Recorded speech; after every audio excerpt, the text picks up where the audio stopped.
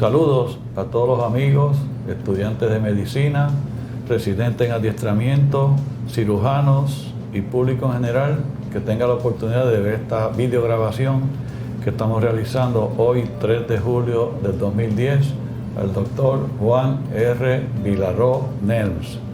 El doctor Vilaró es un cirujano relativamente joven, más joven que lo que he grabado ya en el pasado, pero que ya ha hecho su historia en la cirugía en Puerto Rico, particularmente cirugía cardiovascular.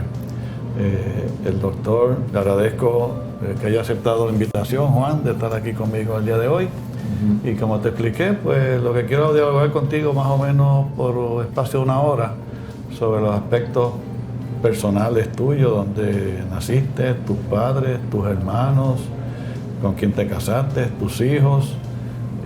Y luego que pasemos a esa etapa, pues hablaremos de tu formación profesional, donde estudiaste escuela superior, universidad, medicina, residencia, y de ahí en adelante todo lo que has logrado en el campo de la cirugía en Puerto Rico a una edad relativamente temprana. Así que vamos a comenzar con tu familia, tus padres. Saludos a todos. Yo soy Juan Vilaró Nelms y yo soy el hijo de Helen Nelms de Filadelfia, una enfermera que conoció a mi papá cuando mi padre estudiaba medicina, el doctor Juan R. Vilaró Grau, en la ciudad de Dallas, Texas. Y cuando él finalizó sus estudios de medicina, se mudó para Puerto Rico, para la ciudad de Ponce, donde él se crió, porque mi padre nació en Vieques, pero se crió en la ciudad de Ponce. Y yo nací en Ponce en el 1954, un 27 de septiembre. Y yo tengo 7 hermanos, de los cuales 3 son mujeres y 4 somos varones. Y de esos 4 varones hay uno que es abogado y los demás, y los otros 2 hermanos míos, pues uno es cirujano general y el otro es cardiólogo. ¿Y las hermanas? Hay una de mis hermanas que es administradora de hospitales, la otra trabaja en las finanzas y la hermana mayor vive en Madrid, y donde tiene su familia, como ama de casa. Sí, ok. ¿Y entonces tu esposa? Mi esposa es María Mercedes Vázquez, le decimos Titá.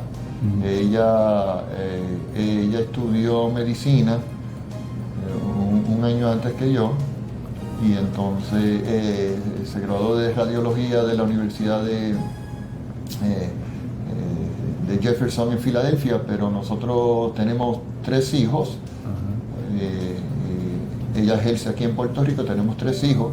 Mi hija mayor se llama Laura, ella es maestra en la ciudad de Colombia, en Carolina del Sur. Mi segundo hijo, un hijo varón que se llama Juan Vilaró Vázquez, y él está haciendo un entrenamiento en cardiología en la ciudad de Gainesville. Y mi hijo menor se llama Ricardo Antonio Vilaró Vázquez y él se graduó de business y trabaja en una firma de advertisement en los Estados Unidos, en la ciudad de Nueva York. Muy bien. Ok. Entonces, ¿dónde estudiaste escuela superior?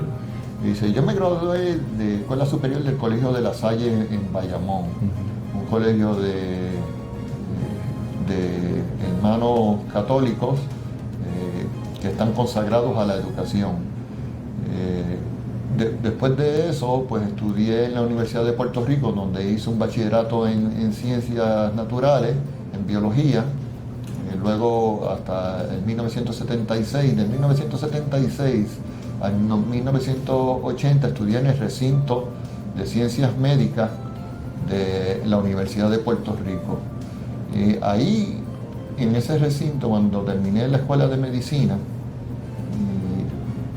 conocí al doctor Gumercindo Blanco, que era cirujano cardiovascular, que me impresionó muchísimo, y él me consiguió una residencia en la ciudad de Filadelfia, en el hospital de Hahnemann. No sé si quieres que yo... Donde él fue director de cirugía cardiovascular. No sé si quieres que te abunde porque tuve la tendencia de estudiar medicina. Y por qué dice, yo siempre he encontrado acuérdense que yo les mencioné que mi padre era cirujano. Y yo, como en todas las civilizaciones y en todas las culturas, el médico no es como ahora, que se caracteriza, como una de las cosas que las caracterizan son su aspecto económico. En todas las sociedades y todas las culturas que yo he estudiado, el médico siempre se admiraba por lo que sabía y por lo que hacía. Y mi padre era una persona impactante, fenomenal.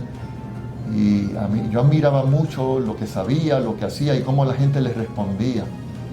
Y eso tiene que haber sido la causa principal, mi admiración, de lo que me hizo perseguir o que yo encontrara esta vocación a la medicina, que siempre encuentro que tiene dos aspectos. Tiene el aspecto científico y el aspecto social. En el aspecto científico porque es un estímulo al intelecto para estudiar las ciencias naturales, y entonces tiene el aspecto social donde uno vive el efecto y el impacto que tienen en el individuo, en las familias, en las comunidades. Y yo desde pequeño, en las travesías con mi padre, veía cómo lo que él sabía, los conocimientos que él tenía y lo que él hacía y cómo la gente le respondía. Eso me impactó muchísimo y me dirigió a seguir las carreras de la medicina. Entonces, en la carrera de medicina encontré que en el aspecto de la cirugía,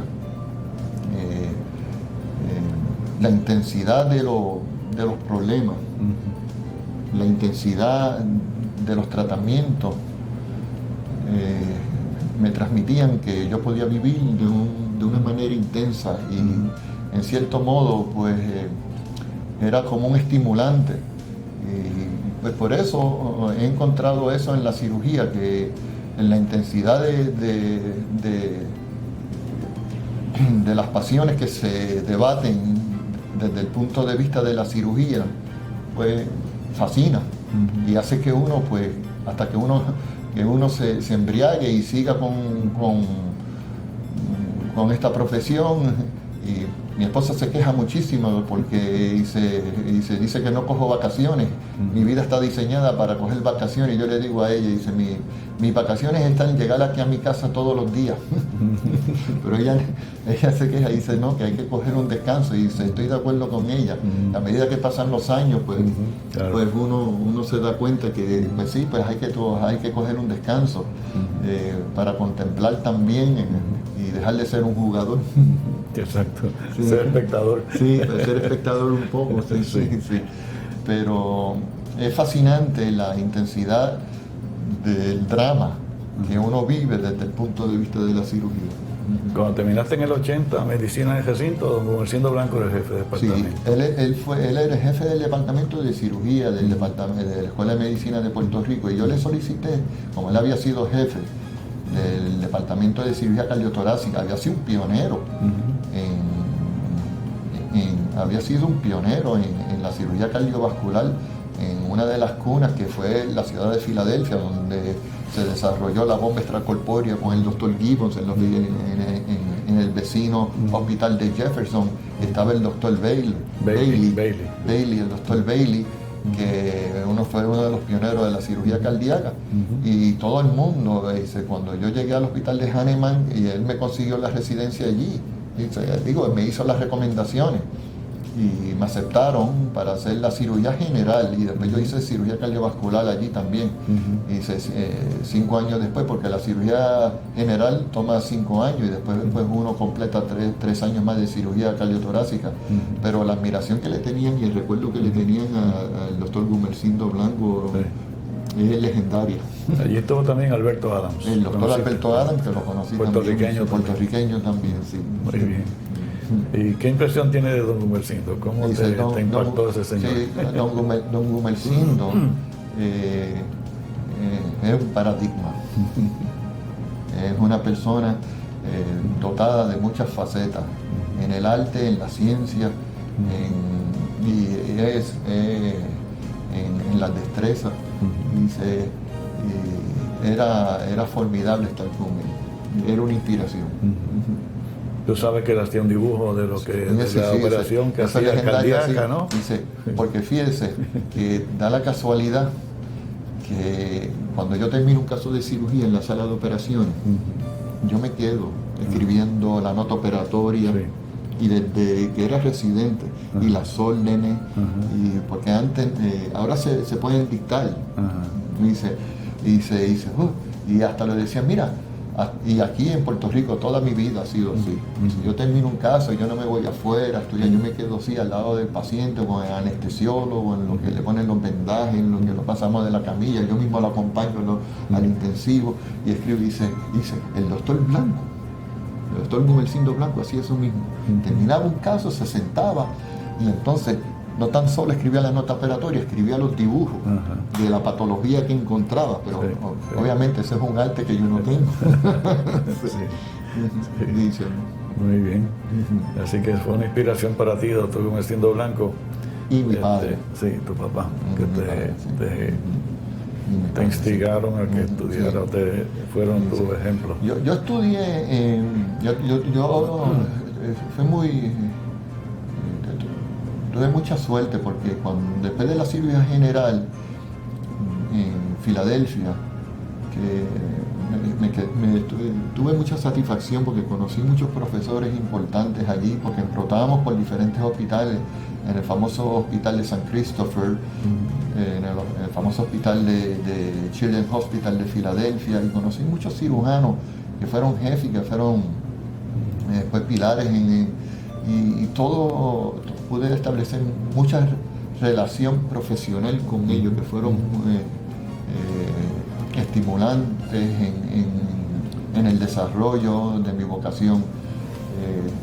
Recuerdo que el doctor Everett Cooper en el hospital pediátrico de Filadelfia pasó a ser el Surgeon General y vino de Vanderbilt, el doctor O'Neill, a ser el director, el jefe de cirugía del Children's Hospital de Filadelfia, y él me había invitado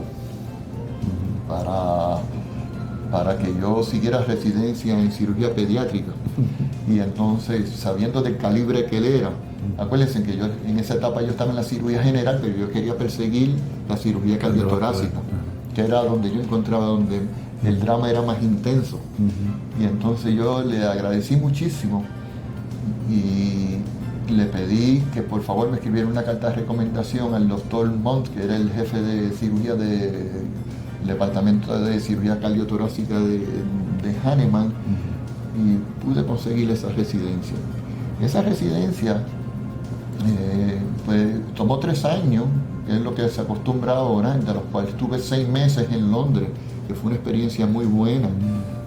Allí estuve expuesto a una medicina nacional que es no una reforma, porque allí no le pagan los planes médicos a los pacientes, es quizás como los que teníamos antes en el sistema de Algona, donde hay centros terciarios. Pues no sé, yo estaba en un centro que se llama Bruce Guy's London Hospital, donde nosotros atendíamos todo lo que tenía que ver con el pecho, los cánceres de esófago, los cánceres de pulmón, las cirugías cardiotorácicas. ¿Cuánto tiempo estuviste allí? Yo estuve 6 meses. 6 meses. 6 meses. 6 meses. Un intercambio desde Filadelfia para allá. Sí, una rotación que nos dirigían para allá, y tuve que separarme de mi familia por 6 meses. Y pude tener una ventana para ir en noviembre a Filadelfia, donde nació mi tercer hijo. Muy bien. Pero fue una experiencia muy buena, y entonces pues, hay un cirujano muy famoso que ahora se llama Sir Magdi Jacob, que ha diseñado muchas cirugías torácicas, pediátricas, y tuve la oportunidad de estar con él en varias ocasiones. No fue mi profesor directo, pero rotaba por los hospitales. Ese sí que es otro técnico, pero ese es un técnico legendario, Sir Magdi Jacob. Y tuvo una exposición muy buena en mi entrenamiento. Así. Mira, yo quería preguntarte, doctor Blanco se fue de Puerto Rico en el 55 para Filadelfia, con Bailey. Y regresa a Puerto Rico en el 75 para ser jefe de cirugía, que estuvo hasta los 81, 82. Porque en el 80 fue que yo fui a Filadelfia. Exacto. Entonces, él se llevó para allá un técnico de laboratorio. ¿Tú llegaste a conocer a Natividad Gómez? ¿No sabes quién es ese? Sí, sí, Mr. Gómez, el perfeccionista. Sí, ese mismo. Sí, segura. El perfeccionista, Mr. Gómez. Claro que sí. Y después, cuando yo terminé en el 1988 el entrenamiento en cirugía cardiotorácica, que regresé a Puerto Rico a trabajar en el centro médico y a comenzar el programa de cirugía cardiotorácica del Hospital San Pablo con el doctor Manuel Martínez Colón, que hicimos la primera operación de cirugía de corazón en el Hospital San Pablo en agosto de 1988. No fue Mr. Gómez, pero ese era el que habíamos tratado de conseguir que se regresara a Puerto Rico para que dirigiera la perfusión en el Hospital San Pablo. En aquella ocasión él tenía un hijo que ya estaba en la adolescencia y se le hacía difícil despegarlo de su comunidad allá en Filadelfia, y no pudimos lograr que Mr. Gómez regresara a Puerto Rico. Muy bien. Porque ese técnico se marchó para allá con Rudecindo Blanco. Y entonces yo lo entrevisté a él por teléfono, porque no lo he visto personalmente, pero él me cuenta que estuvo con Dr. Blanco y era perfusionista, y cuando Blanco regresa a Puerto Rico, él crea una compañía de perfusionistas en Filadelfia y caminaba por varios hospitales dando el servicio de perfusión a los pacientes en operaciones del corazón. Y ahora se mudó y está en California. Victorville es un pueblito pequeño cerca de San Diego y de Los Ángeles, California. Y está lo más bien de salud. Yo hablé con él por teléfono porque ese señor fue técnico de cirugía experimental en el laboratorio de cirugía de la Escuela de Medicina en San Juan, en los años 54, 55, cuando el doctor Blanco estaba allí también haciendo experimentos. Es un caso interesante que te lo conociste, porque el señor ha hecho unas cosas importantes también que él iba por diferentes áreas de la ciudad con la compañía. Dice, déjame contarte esta anécdota de los 6 meses que estábamos en Londres, que estuve en Londres, porque ese era un sistema nacional donde el gobierno lo paga. Y entonces había unas listas de espera y muchas cosas. Entonces, los cirujanos cardiotorácicos en hospitales pequeños complementaban sus entradas económicas haciendo casos privados. Muchas veces eran personas que viajaban fuera de Londres, de Inglaterra. Me acuerdo que íbamos a un pueblito que tenía un hospital quizás de 50 camas, con un intensivo de 5 camas, y hacíamos unos bypasses allí, y el perfeccionista llegaba en una piscicorre con la máquina. Y entonces la bajaba, la montaba, perfundía el caso y la montaba. Era a domicilio. Y por supuesto, yo no estoy de acuerdo con eso. Yo creo que un programa tiene que tener eso disponible constantemente. Más estabilidad. No puede ser improvisado así. Porque después cualquier cosa que surja hay que mandarla a buscar si hay una complicación, pues otra vez, pues no existe. Sí, pero para que veas que sí hay. Hay cosas. Bueno, entonces después que terminas cardiovascular, regresas para acá y vienes a San Pablo primero, me dijiste. No, en el 1988 yo empecé a trabajar. Cuando yo regresé en el verano de 1988, 22 años atrás, yo comencé a operar en 2 hospitales. Comencé a operar en centro médico, en el verdadero centro médico, en el central. Bueno, el intensivo estaba en el hospital pediátrico y había que cruzar aquel pasillo de la muerte que le llamaban largo. Y a compartir con 2 cirujanos fenómenos, el doctor Efraín Defendini y el doctor Enrique Mal, que éramos los 3 cirujanos que compartíamos la tarea de la cirugía cardiovascular. En aquella parte no había reforma, y eso es bueno. A lo mejor en la conversación podemos hablar sobre esa evolución.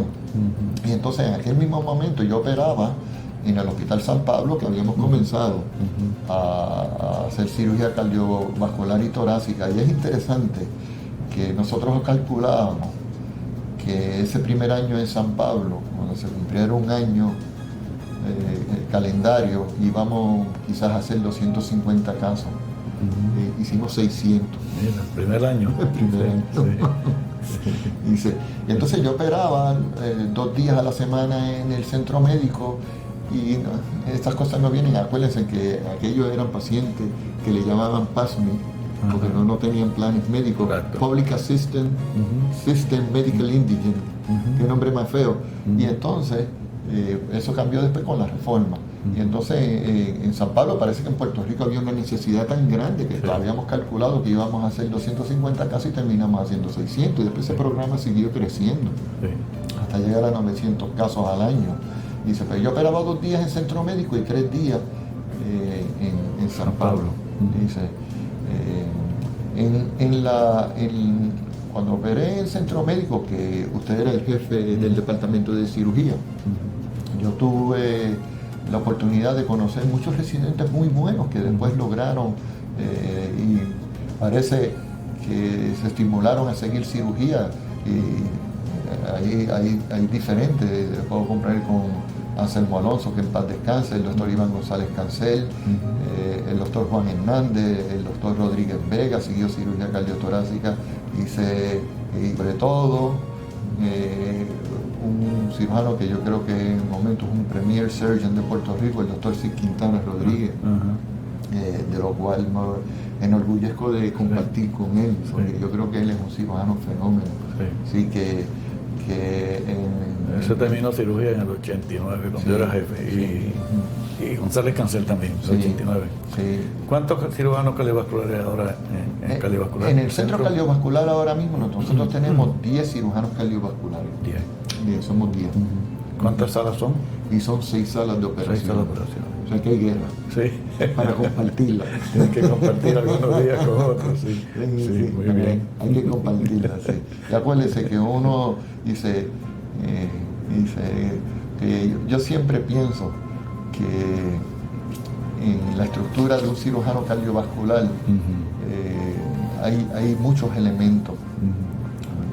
Pero hay uno en particular, porque fíjense que en los elementos que yo encuentro que un cirujano tiene que tener, no sé, podemos discutir sobre eso, pero yo creo que hay 4 elementos que un cirujano tiene que tener. Un cirujano tiene que tener conocimiento sobre la materia que él va a tratar. El cirujano tiene que tener las destrezas. El cirujano tiene que tener sobre todo juicio, sobre un buen juicio de cómo, cuándo y dónde puede hacer una intervención y cuándo no puede hacer una intervención. Y entonces como cuarto, pues tiene que tener, o como ustedes lo quieran llamar, dependiendo, y se puede llamar ética o se puede llamar compasión. Ahora, la cirugía, usted lo conoce porque usted es cirujano, tiene una esquinita que es muy difícil. Porque como todos médicos, la cirugía tiene una esquina donde cuando las cosas no marchan como uno quiere, porque los médicos estamos consagrados a combatir el dolor y a la muerte. La muerte es implacable y algunas veces vence. Y cuando la muerte vence, acuérdese que el cirujano, como el cirujano es un intervencionista, ocurre una intervención, pues siempre que hay una intervención, pues hay una causa y efecto. Está la intervención y está el efecto que hizo en la intervención. Cuando la muerte implacable vence y uno tiene que salir, esa esquina es muy dura en esta profesión, cuando uno le mira a los ojos a los familiares para dar las noticias y uno le lee a ellos las sospechas de que quizás hubo un fallo en el acierto, en lo que se hizo o en lo que se intentaba de hacer. Son una esquina muy fuerte para los cirujanos. Entonces los cirujanos tenemos que tener una estructura para poder hacer eso. Y cuando yo le digo que yo tengo 10 cirujanos en el departamento, son 10 con mucha estructura para vivir esta vocación. Y entonces algunas veces se pone difícil. Sí, es verdad. No sé si estás de acuerdo que cuando el cirujano interviene a un paciente y algo anda mal, el cirujano inmediatamente tiene un sentido de culpabilidad bien grande, aunque la complicación no tenga que ver nada con lo que él hizo. Nada. Y puede haber hecho la operación perfecta y ocurrió una complicación que no es causa y efecto, pero uno siempre se siente que es responsable de lo que pasó. Y muchas veces se malinterpreta eso y da lugar a litigio y otras cosas, pero bueno, porque la ciencia no es exacta. La medicina no es una ciencia exacta, estamos 100% de acuerdo con eso, y yo siempre hago una diferencia en lo que es impredecible y lo que es inesperado. Exacto. Las complicaciones son impredecibles, el destino tiene una fuerza que algunas veces se muestra implacable y las complicaciones ocurren. Y hay estadísticas, y si hay algo en estadística la cirugía cardiovascular está llena de estadísticas. Hay una cosa que se llama la Sociedad de Cirugía Torácica, que tiene una base, un database, donde está todo altamente, no hay nada más escrutinizado que la cirugía cardiovascular, donde más hay estadística. Tiene un database que regula y es el benchmark para todos los procedimientos. Sí. Hay uno en la cirugía general que se está acercando, que lo mide mucho, es la cirugía bariátrica. Sí, están haciendo un database. Sí. Pero si algo está estudiado, dice. Entonces, las complicaciones, a lo que estábamos diciendo, las complicaciones son impredecibles, pero impredecible es inesperado. Inesperado es que uno va a operar un lado y operó el otro. Pues eso es inesperado, pero y eso pues ya quizás eso pues ya tiene su esquina donde va a litigio, pero las complicaciones siempre son impredecibles, y como usted menciona, siempre el cirujano que tiene un buen juicio repasa. Dice, si en verdad uno íntimamente dice, si hubo una debilidad en el asiento, pero y uno se contesta, si lo tuviera que hacer de nuevo, ¿qué podría hacer? Pero eso no tuvo que ver, eso vino como un huracán. Algunas veces las complicaciones se pueden igualar a fenómenos naturales, nacen de la naturaleza, y entonces pues llevan a los resultados. Sí. Fíjate, yo siempre digo que los cirujanos, contrario a los que no operan, nosotros discutimos las complicaciones o morbilidad y mortalidad, pero es para aprender.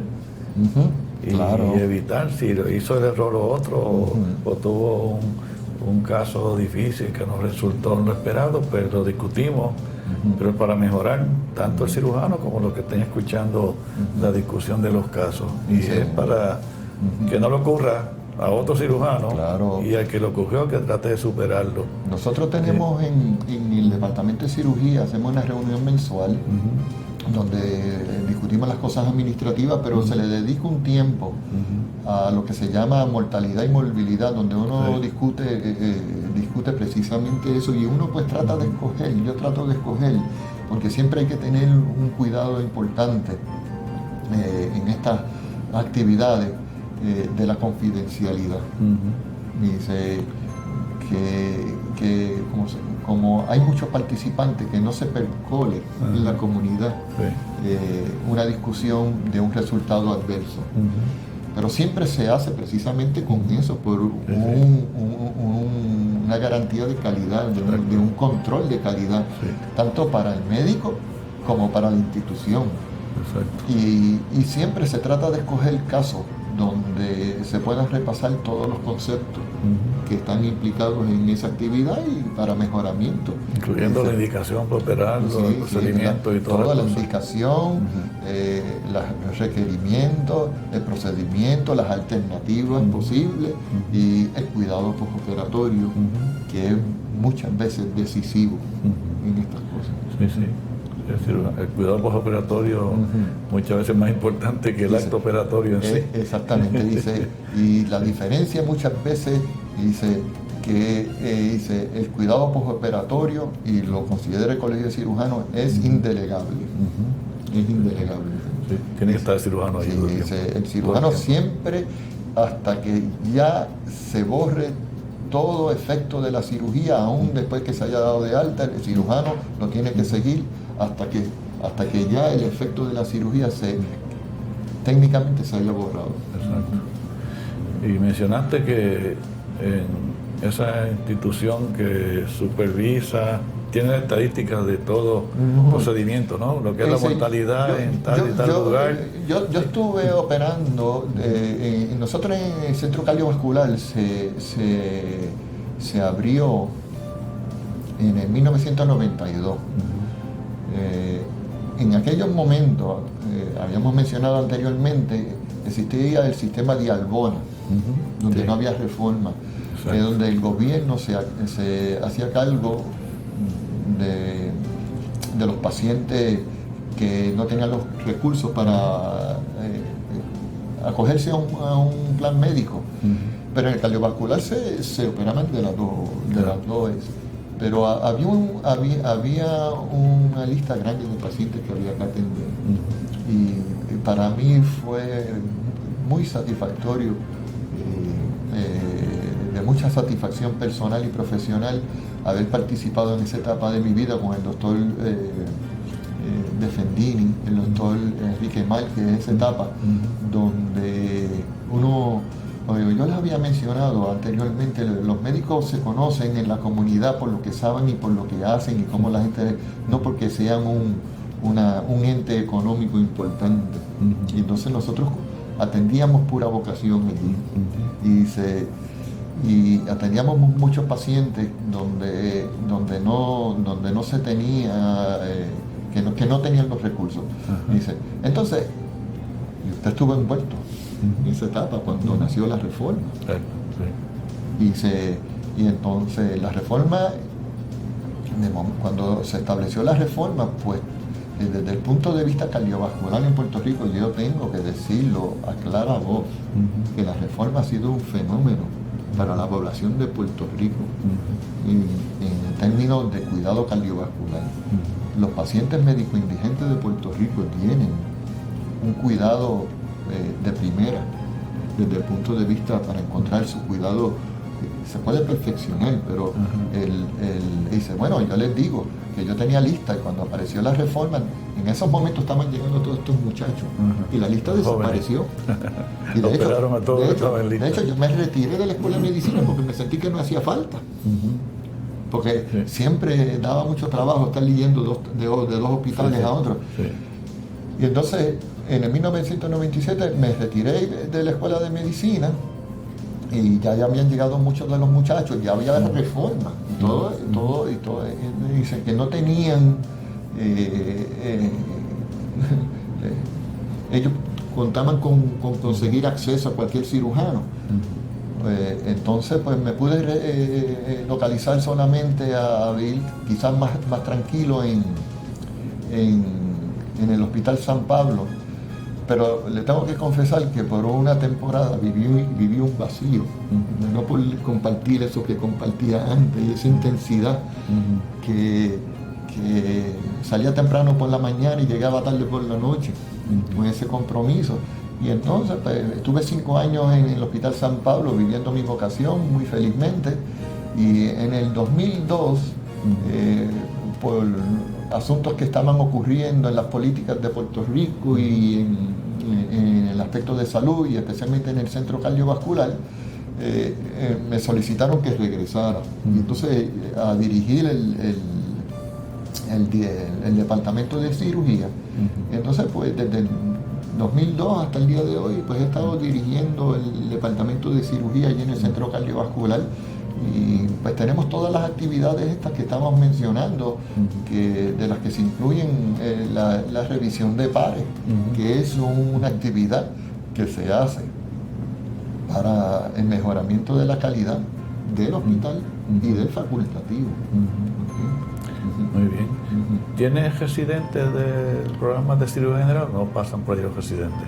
Los residentes de cirugía general pasan con el doctor Defendini, que él todavía practica, y aunque yo le he instado que ya, pero es que como yo le estaba mencionando, la cirugía general es una cosa que es muy coherente. Uno se pega mucho y se le hace difícil despegarse.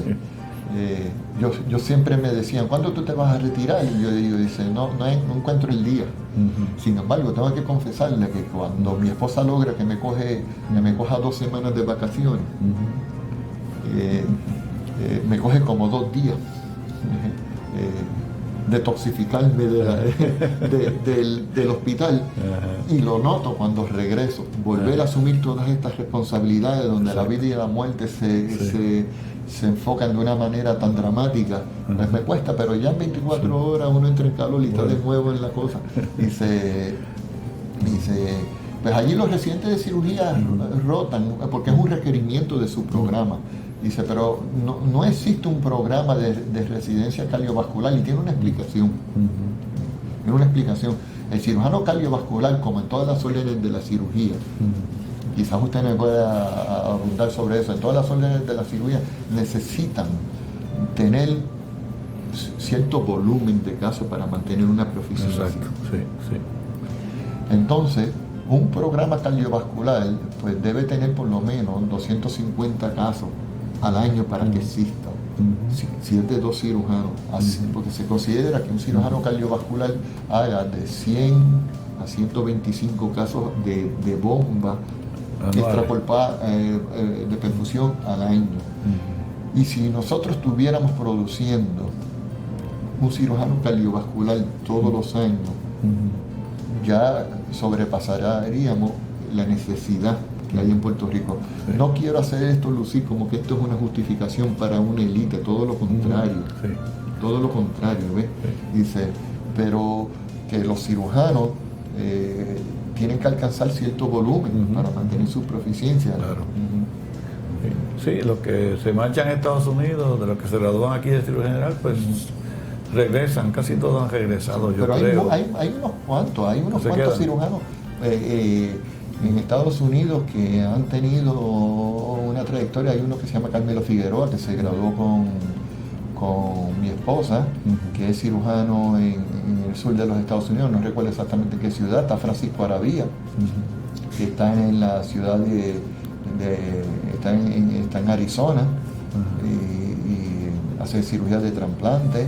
Hay uno que se llama el doctor Evelio Rodríguez, que acaba de terminar en el área de Filadelfia y sigue entrenándose. Dice, una de las tecnologías que está evolucionando en los Estados Unidos, estamos pendientes de si se solidariza para contemplar si vale la pena la inversión de implantarla, porque esa es otra cosa que uno, desde el punto de vista de director de cirugía de un departamento donde la televisión y los medios y la fantasía de la tecnología se magnifica tanto, y la comunidad piensa que eso se transmite a la sala de operaciones. Y desde que empiezan a sacar las vesículas por la paroscopía se piensan que eso es así.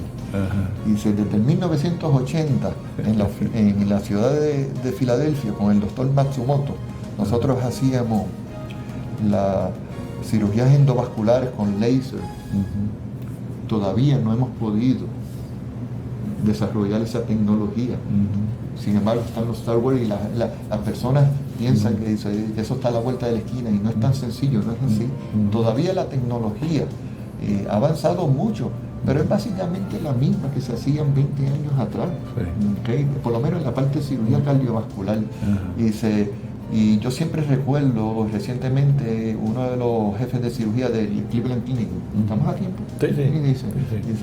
Dice, de la cirugía cardiovascular del Cleveland Clinic, el doctor Floyd Loop decía, el closet está lleno of great innovative ideas, de ideas grandes que no se materializan, y está llena de eso. Entonces, como responsable a la comunidad, sobre todo, que aceptaron un cargo de director de cirugía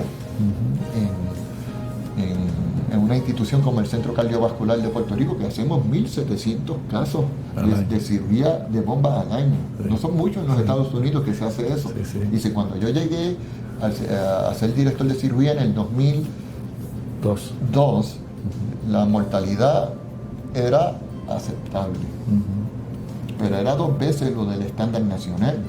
Ahora la tenemos a nivel de Cleveland Clinic. Okay, muy bien. En cirugía de puentes aortocoronarios. Y eso es medido. Sí. Eso es medido por el data bank del STS, Surgical Thoracic Society. Y eso cuesta mucho porque uno tiene que estar haciendo mucho quality control, mucho peer review. Entonces, uno quiere que la institución vaya con el futuro, pero uno tiene que tener una responsabilidad con la comunidad. Le llaman accountability. Sí. Accountability. Y ellos lo esperan así. Ellos esperan que sea seguro, que sea safe y que sea reliable y que progrese. Pero hay que progresar de una manera sana. Porque cuántas tecnologías yo he visto en mis años de cirujano cardiovascular que surgen quizás como, y yo sé que es aceptable decirlo en inglés como en español, como un marketing device. Exacto. Sí. Dice, fíjese, allí hay un programa de trasplante importante en Puerto Rico que le sirve al pueblo de Puerto Rico y se hace de manera responsable. O sea, ya llevamos más de 100 trasplantes. Dice que no es que se hizo, mira, aquí se hace, porque muchos centros en los Estados Unidos consiguen lo que se llama el certificado de necesidad para hacer 4 o 5 casos, para decir aquí se hace trasplante como un marketing device. Sí. Y de hecho ya para está mercadear, pero están regulando eso también, ¿no? ya se está regulando eso. Tienen que ser ciertos números para mantener. Pues entonces, lo mismo con la tecnología, lo traigo como el ejemplo. Que muchas veces sale una tecnología y dice, aquí ya tenemos esto como para mercadearse. Y entonces cuando uno ve esa tecnología sube y baja al momento porque no se perpetúa, las cosas buenas se perpetúan. Y entonces, pues uno tiene que estar pendiente a cuándo es que uno le va a pedir a la institución, especialmente en el gobierno de Puerto Rico, porque la institución es del gobierno de Puerto Rico, que invierta unas economías para entonces decir como Floyd Loop que termine en el closet 6 meses más tarde. Se documenta que no es efectiva. Entonces, sin embargo, yo ahora mismo, en el 2010, yo no sé en qué fecha pues estarán observando a alguien esto, pues ahora me gustaría que yo creo que el centro cardiovascular está bastante completo. En la parte de cirugía hay una tecnología endovascular de los vasos grandes que se está desarrollando. De las aneurismas, que son un problema grandísimo en la cirugía, porque tienen una mortalidad muy grande. Entonces, se está tratando de conseguir una tecnología que disminuya esos riesgos y que tenga unos resultados iguales, porque esa es de las cirugías más grandes y más, no se puede decir mutilante, pero más dramáticas que hay. Son bien extensas y los riesgos son prohibitivos muchas veces. A ver si esa tecnología puede alcanzar a esos pacientes de una manera que se pueda repetir. Y se está desarrollando y se están teniendo unos resultados favorables. Y eso está regulado ahora mismo, no todo el mundo lo puede hacer, pero estamos pendientes de esos resultados. ¿Tiene algunos cirujanos que están haciendo endovascular? Bueno, aquí en Puerto Rico, y ahí yo sé, el doctor Juan Hernández en Auxilio Mutuo ha podido resolver algunos problemas con aneurismas infrarrenales. Exacto. Pero estamos hablando de los arcos, de la cirugía de la aorta descendente, con las arterias viscerales. Entonces esa tecnología se está desarrollando y se está creciendo. Yo estoy pendiente a que eso se madure para entonces hacerle al centro cardiovascular una proposición, porque eso implica unas inversiones millonarias, porque hay que desarrollar una sala de operaciones, lo que se llama híbrida, con máquinas de cateterismo, con unas mesas especiales.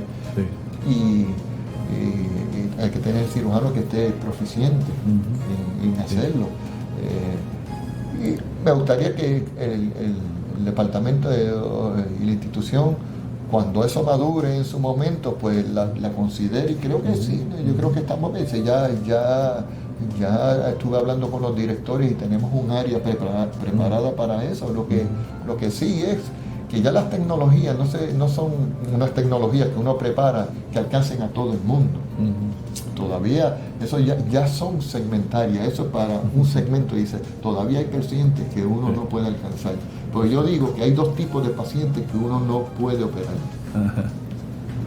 Uno no puede operar a un paciente donde la tecnología que está disponible no la alcanza. En cirugía de bypass, que eso ya está altamente estudiado, pues mire, todavía hay casos que uno no puede hacerle los bypasses porque tienen las arterias tan difusamente enfermas y a todo lo largo de la arteria que ya no está disponible. Y el otro paciente que uno no puede operar es el que uno ya sabe de antemano que por su condición preoperatoria no va a sobrepasar el reto de la cirugía. Está tan enfermo, un paciente renal encamado con stroke, y dice, mira, ya ese paciente uno lo puede operar y quizás lo saca de sala, pero no va a sobrevivir la cirugía. O en el otro caso, dice lo que yo tengo para tratarlo no da para eso. Así que donde la tecnología no lo alcanza, o el paciente que uno piensa que no va a sobrepasar el reto de la cirugía, y no son muchos, pero es difícil decirle a un paciente, dice, mira que no te puedo alcanzar. Claro, sí. El paciente siempre espera, y mucha gente tiene una expectativa bien grande en que la cirugía le va a resolver sus problemas, contrario al tratamiento médico usual, ¿no? Del cardiólogo, estas cosas. Y entonces hay variantes sobre eso, porque algunas veces vienen, yo siempre me acuerdo de una frase de mi padre, dice, no hay cirujano más agresivo que el que les refiere a uno. Dice, porque algunas veces viene con la ficha de tranque, ya yo no puedo hacer nada por ti, vete al cirujano. Dice, mira, pero es que los instrumentos que yo tengo ya no te puedo alcanzar. Oye, tú sabes que hay una idea de un planteamiento que lo mejor que le puede pasar a un paciente es tener un internista bien agresivo y un cirujano conservador. Y donde esos dos se unan, eso es lo mejor para el paciente, ¿no? Lo que más le conviene, porque algunos internistas refieren, mira, opérame acomodé el lugar, pero el cirujano tiene que evaluar toda la situación, ¿no? Y ver las posibilidades de éxito, pero esa combinación es buena. Por eso es que les decía que de los elementos de un cirujano que yo les mencionaba antes, que eran los conocimientos, la destreza, la compasión, para mí es más importante es el juicio, el judgment. Exacto. Donde uno junta lo que está en los libros, lo que trae el paciente y lo que le dice la experiencia. Y uno lo internaliza y sale del instinto la recomendación. ¿No? Y juicio se define como hacer una decisión con información incompleta muchas veces, que te falta algún detalle, pero tú lo integras a la experiencia, a los resultados anteriores, y entonces decides lo que mejor para ese paciente. Y entonces te quería preguntar, ¿el centro cardiovascular está bien desde el punto de vista económico? El centro cardiovascular opera, entiendo yo, no estoy muy enterado de las finanzas, el centro cardiovascular opera con déficit. Entiendo yo que cuando se diseñó, a medida que evolucionara, especialmente cuando vino la reforma, los pacientes en Puerto Rico no tienen dificultad en conseguir tienen dificultad en conseguir que sea tratado del corazón allí, sea de la reforma. Ahora que los reembolsos que consigue el centro cardiovascular, el hospital de por sí, por esos servicios, si dan para cubrir sus gastos, de la manera que yo lo escucho constantemente, es que no. Y hay diferentes explicaciones, no tan solo porque muchos pacientes son de la reforma, sino por lo que ya se conoce en todo Puerto Rico, que los rates de Puerto Rico pues son menores que en los Estados Unidos, que si aquí nosotros nos pagaran igual que en los Estados Unidos. Acuérdense que nosotros tenemos una población de Medicare muy grande. en más de casi todo. Y entonces, pues, si nosotros nos pagaran, pues no, igual que en los Estados Unidos, pagando nosotros el Social Security como todo buen ciudadano americano, que debemos tener derecho a eso, y eso se lleva años debatiendo sobre eso, y no podemos entrar sobre eso. Sí. El hospital cardiovascular podría funcionar mejor, pero entiendo yo que aunque le pagan, que no era como antes, del 88 hasta el día de la reforma que estuvimos mencionando, que se operaba mucho de gratis, de gratis, con los fondos que asignaba el gobierno para el servicio de salud y a los indigentes. Dice, ahora se pagan. Por lo menos que cobra algo, quizás no el total de la inversión que tienen que hacer, pero lo importante es que no se niega el tratamiento a los pacientes porque sean pobres. O sea, que el que tiene que operarse el corazón va allí y le van a dar servicio. Yo no sé en qué otras, si la reforma en las otras áreas de la medicina o de la cirugía, pero la reforma en el área cardiovascular para Puerto Rico ha sido una bendición, lo tengo que aceptar. Sí, muy bien. Ha sido una bendición, porque allí los pacientes no tienen dificultad. Quizás si hay algunos que están capitados, pues están como que ya organizados a operarse con ciertos pacientes y a ellos les gustaría tener la selección. Algunas veces no tienen esa libertad, pero tienen un buen cirujano que los va a atender. Sí, ok, muy bien. Bueno, también hay otros centros en Puerto Rico, ¿no? En Ponce, en Mayagüez, aquí en Pavía, en Auxilio, en Bayamón, o sea que hay bastante. Además de los 10 que tienes acá, hay otros cirujanos, el número adecuado para las necesidades de Puerto Rico, ¿no? En cirujanos cardiovasculares. Muy bien. Y en el centro cardiovascular, ¿ustedes tienen datos de la ejecutoria de cada cirujano en particular? Sí. ¿Ustedes pueden decir quién es el que tiene mortalidad menor o en medio o alta y todas estas cosas? Nosotros, desde que yo llegué al centro cardiovascular, yo no sé si el centro cardiovascular lo hacía, pero desde el 2002, yo todo principio de año, en enero, yo le doy lo que yo le llamo un report card a cada cirujano sellado, evaluado con su caso y con sus mortalidades. Y se lo doy con el perfil del grupo, de una manera confidencial. No le doy a cada uno lo que cada cirujano. Yo le doy, este año el centro cardiovascular tuvo una mortalidad de cirugía de puente alto coronario de 0.9. El suyo fue de 2.8. Compárese. Saque lo suyo. Résteselo. Haga sus cómputos. Y si usted no hubiera sido cirujano, ¿dónde estaría? Por ejemplo, si al principio estaba 5.2, estaba muy alto. Entonces se ha ido bajando. Ha habido años mejores que otros. Y entonces yo a cada cirujano le doy su ejecutoria y la del grupo. La del grupo es un perfil que se suman todos para que ellos se comparen cómo está con el benchmark del grupo, y le doy el benchmark del STS para que ellos sepan y dicen, mira, comparado con la nación, estoy separado, estoy igual, pues estoy más bajito. Todas esas estadísticas se hacen ahora. Ahora hay una tendencia en algunas ciudades que se llama Pay for Performance. Pay for Performance. Para que las personas que tienen mejores resultados pues les reembolsen mejor. Hay otra cosa que se llama Public Reporting. Usted va a la ciudad de Filadelfia y en el Philadelphia Magazine tienen los cirujanos cardiovasculares los que de menor a mayor mortalidad. Pero eso tiene sus pros y sus contras. Porque número uno, siempre se discute en todas las órdenes de la cirugía de que hay que ajustar los riesgos. Dice, ¿por qué un cirujano? Yo todos los años yo veo la ejecutoria de los cirujanos y dice, mira, este cirujano se apartó de la norma. Y dice, ¿qué fue? Que hizo muchos casos de alto riesgo. Entonces uno tiene que ajustar los riesgos. sí. Risk Adjustment. Exacto. Y hay una computadora que uno le mete las informaciones, pero la computadora no tiene todas las informaciones. Está lo general, la edad, el peso, que si tiene enfermedad periférica, diabetes, disfunción ventricular. Es bastante completo, pero todavía no es completo y está altamente criticado, pero es lo que se tiene y uno puede ajustar los riesgos.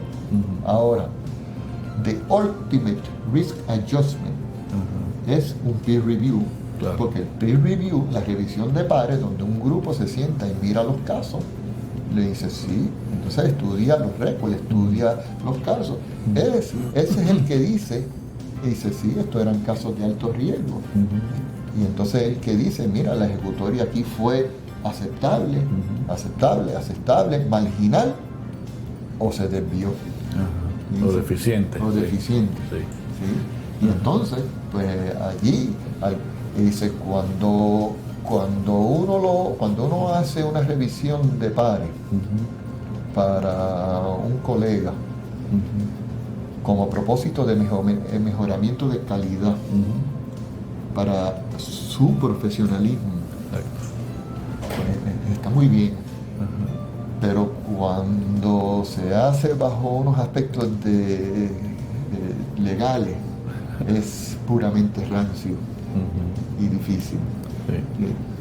Pero si ustedes determinan que hay una diferencia muy grande entre el promedio de los cirujanos y uno que se aparta, tienen que darle el beneficio de la duda, ¿no? Claro, peer review, y evaluarlo y posiblemente traerle evaluadores externos y todas estas cosas. Sí, bueno, no, se puede hacer.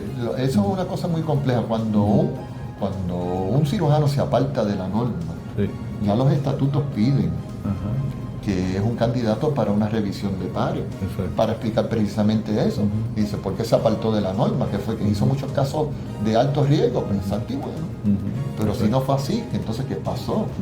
¿Dónde está siendo deficiente en su cuidado, en su juicio, en su destreza, en su conocimiento, como le estaba mencionando? Dice, entonces, pues eso es una cosa que la comunidad espera que uno lo haga, porque uno tiene que estar es responsable a la comunidad. Y entonces pues, y algunas veces eso es difícil y al colega no le gusta.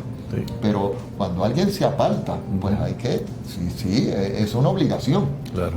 Y de hecho el colegio... El director del departamento. Es que para la reprivilegiación, el Colegio Americano Cirujano en sus estatutos y en sus principios dice, redacta que para la reprivilegiación de un facultativo tiene que estar basada en la ejecutoria evaluada por una revisión de pares. Mira, te voy a recomendar un librito que yo leí hace tiempo, se llama Forgive and Remember, Managing Medical Mistakes. Lo escribió Charles Bosc, que es un sociólogo, y un libro bien interesante porque es un sociólogo que vivió con cirujanos. Estuvo 6 meses en un programa de adiestramiento de cirujanos y él evalúa el proceso de cómo los cirujanos attendings evalúan los residentes y cómo toman sus decisiones para promoverlos, y menciona muchas cosas de las que hay que hacer obligatoriamente, particularmente por un director de departamento como tú, que eres responsable a la jerarquía administrativa y al pueblo de Puerto Rico en tu función como director de departamento. Y es muy interesante. Y el futuro que tú ves para el cardiovascular, ¿qué tú esperas? Ya mencionaste endovascular y otras cosas. Sí, pero siempre estamos pendientes, las tecnologías que están surgiendo ahora, que son altamente costosas. Y dice, está la que ya le mencioné, de la de lo que se llama TBAR, dice Thoracic Endovascular Aortic Repair. Estamos pendientes a que se madure porque la cirugía es buena cuando es repetible. Reproducible. Es reproducible. Dice, pero una tecnología no es buena si solamente 3 virtuosos la pueden hacer. Ajá, que es tan difícil, tan técnicamente difícil. Si nada más 3 virtuosos la pueden hacer, eso no es una tecnología buena. La tecnología es buena si es repetible y lo puede hacer un cirujano de destreza adecuada. Promedio, sí. Sí. Entonces estamos pendientes de que sea, número uno, no que sea un marketing device del momento. Exacto. Y que es una tecnología que se difunde y se percole en la comunidad de cirujanos y sea repetible en las comunidades que se reparten. Sí. Entonces, pues uno la adopta para que uno no termine como el Cleveland Clinic con un closet lleno de aditamentos y lasers carísimos y que solo tuvieron una temporada. No tiene aplicación. No tiene aplicación. Y Juan, a tu temprana edad, ¿te sientes satisfecho con lo que has hecho? Yo ¿Lo que has realizado en tu vida? Sí. ¿Estás contento contigo mismo? Yo hasta la fecha sí. Yo le doy gracias a Dios porque yo he sido muy dichoso. Yo he tenido una esposa muy buena, una familia excepcional. He tenido unos padres muy buenos, he tenido una educación muy buena, unos profesores muy buenos. Y Papá Dios me ha dado la gracia de poder disfrutar de una profesión maravillosa. Muy bien. Pues gracias, Juan, por aceptar la invitación a estar aquí. Pues muy bien. Gracias. Espero que siga bien y siga desarrollando ese centro. Sí, sigo para terminar y digo, somos lo que somos por la gracia de Dios. Sí, muy bien.